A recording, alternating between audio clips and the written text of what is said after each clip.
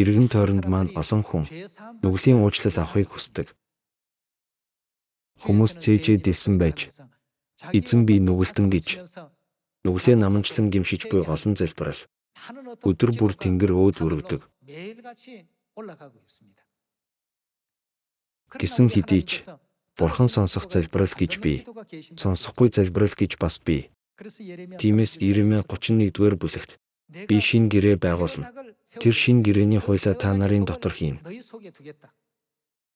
Тэгснээр сая нэг би та нарын Бурхан, та нар миний ард түмэн болно гэсэн байдаг. Бурхан шинэ гэрээгээр л өөрийгөө ард түмэнтэйгээ холбох, гүүрний үүрэг гүйцэтгүүлнэ гэж айлдаж. Түүнчлэн энэхүү шинэ гэрээг өөр хинч биш, харин нүглийн уучлалыг бидэнд өгөх, нүглийг уучлах эрх мэдэлтэй Бурхан байгуулсан. Үүнийг заавал сахидаг хүн, тийм л хүн, надад итгэдэг хүн мөн гэсэн утгатай. Бурхан ингэж итгэдэг хүн ба итгэдэггүй хүмүүсийг ялгадаг. Өнөөгийн сүмд явдаг хүмүүс, бид ч бас Есүс Христийн загалмаа дээр урсгасан цуснд итгэдэг.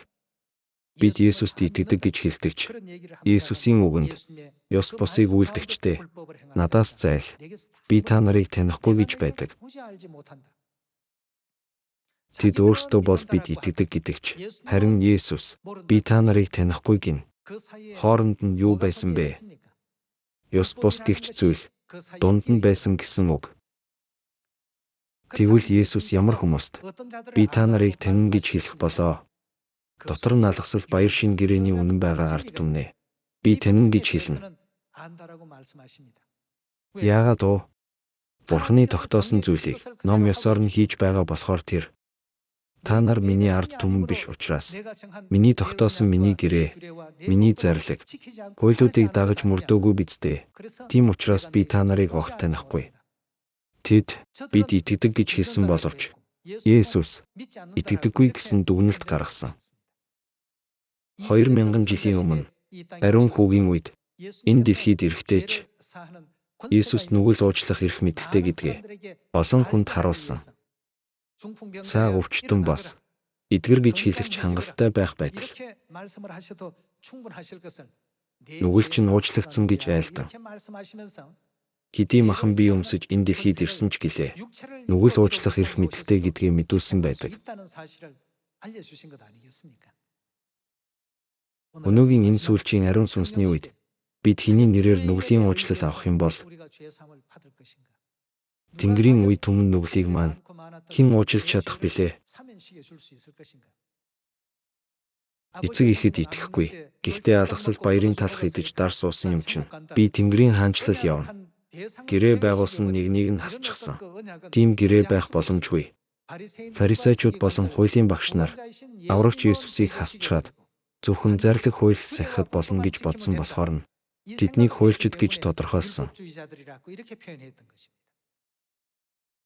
Хууль байгаа учир нь Бурхан байгаатай л холбоотой. Энэ дэлхийд махан биеэр ирсэн Бурханаас зохих ёсоор эмээх үед шинэ гэрээний хууль хүчин төгөлдөр болно. Тийм биш үү? Ийхүү нүглийн уучлалыг авах боломж олгохын тулд шинэ гэрээний алгасал баярыг ариун сүнсний үед бидэнд өгсөн.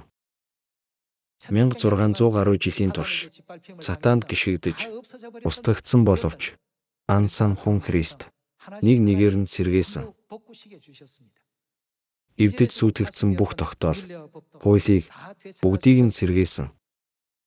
Мөн хүн төрлөختөн бидэнтэй гэрээ хийсэн. Хүний хүүгийн махыг идэж, цусыг уусан хүн нүглийн уучлал аваад зогсохгүй. Юу бас өгнө гэлээ. Мөнх амь хүртэл өгнө гэсэн. Үнний гэрээ байгуулад одсон. Гэхдээ энэхүү үнний гэрээг зөвхөн эцэг хийгээгүй. Ариун сүнсний үед нүглийн уучлал, аврал бүрэн гүйцэлдэхийн тулд сүнс болон сүд бүсгүйд итгэх итгэлтэй байх шаардлагатай. Ариун эцгийн үед Иехова Бурхан, ариун хүүгийн үед Есүс Христ, ариун сүнсний үед сүнс болон сүд бүсгүй илчлэгдэж, эцэст нь бүх хүн төрлөختөнд амийн ус өгнө. Амийн усыг мөнх амь өөд ориглох булгийн ус гэсэн болохоор энгийнээр хэлбэл мөнх амь гэсэн утгатай.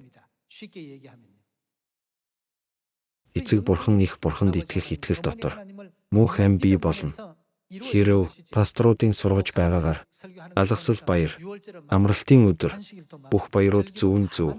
Гэхдээ л би эцэгийхэд итгэж чадахгүй гэж хэн нэгэн хэлбэл эцэст нь тэр хүн юунд ч итгэдэггүй хүн болж хувирна. Эцэг их оршин байгаа цагт л гэрээ хүчин төгөлдөр байх юм. Үйлс 16 дугаар бүлэгт газар хөдөлж, шоронгийн суурьд оргин бүх хаалга нээлттэй байхыг хараад хэрэгтнүүд бүгд зүхтаж гэж бодон найсандаа хуйг үүргээ гүйцэтгэж чадсангүй гэж бодоод амиа хорлох гэхэд нь Паул Силас хоёр битгий бид энд байна. Бид зүхтаагүй гэж хэлдэг. Тэгэхэд тэрээр ийм үйл явдал болж байгааг харахад энэ хүмүүс жирийн хүмүүс биш. Тэд ямар бурханд үйлчлдэг юм бол гэж бодоод ноёдоо аврагдахын тулд би юу хийх ёстой вэ гэж асуудаг. Паул шин гэрээ алгасал баяр гэдэл зарилгуудыг төвөгтэйгээр тайлбарласан уу? Юу гэж хэллээ? Эзэн Есүст итгэх тун чи болон гэрийнхэн чинь ч аврагдана. Бурханд итгэх ёстой. Бид амралтын өдөрт итгэж, амралтын өдөр сахиж, алгасал баяр тэмдэглүүл аврагдана гэсэн энэ үгийг хэн бидэнд хэлсэн бilé? Бурхан. Бурхан байхгүй бол алгасал баяр болон амралтын өдөр ямар хэрэгтэй вэ? Ямар ч утга учиргүй. Бурхан оршин байх ёстой. Бидний итгэлийн субъект бол Бурхан болохоос хууль нэн тэргүнд биш.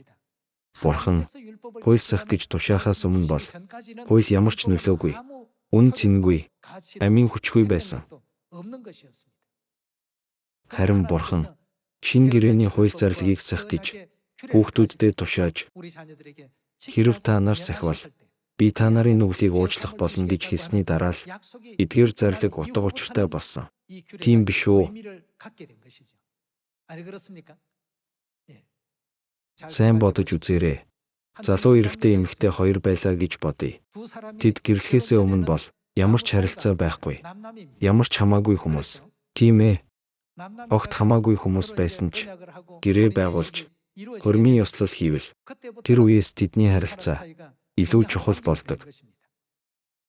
Тэгээд бүр тэдний дундаас хүүхэд төрвөл салшгүй гэр бүл гих харилцаатай болдог шүү дээ. Тогтоол, хууль, зарлиг энэ бүхэн үүнтэй л төстэй холбоо хамааралтай. Бидний сахиж буй энэ бүх шин гэрээний тогтолцоо нь Бурхан тушаасан тэр мөчөөс эхлэн амьдрах чадвартай болсон хэрэг. Матай 7 дугаар бүлэгт бичсэнчлэн тэд өөрсдийгөө итгэдэг гэж бодоод эзэн минь бид таны нэрээр иш үзүүлсэн гэдэг. Тэд итгэлийн амьдралынхаа сайхан бүхнийг хийсэн боловч Есүсийн нүдэнд бол Бурхан аврал өгөхөөр амласан итгэл биш байв. Өнөөгийн ихэнх сүмийнхэн иймэрхүү өөрсдийн гэсэн итгэлийн хэв маягтай байдаг. Бурханы гэрээ хийсэн гэрээний итгэлд биднийг дуудаж, ариун сүнсний үед нүглийн уучлал өгөхөөр энэ дэлхийд ирсэн.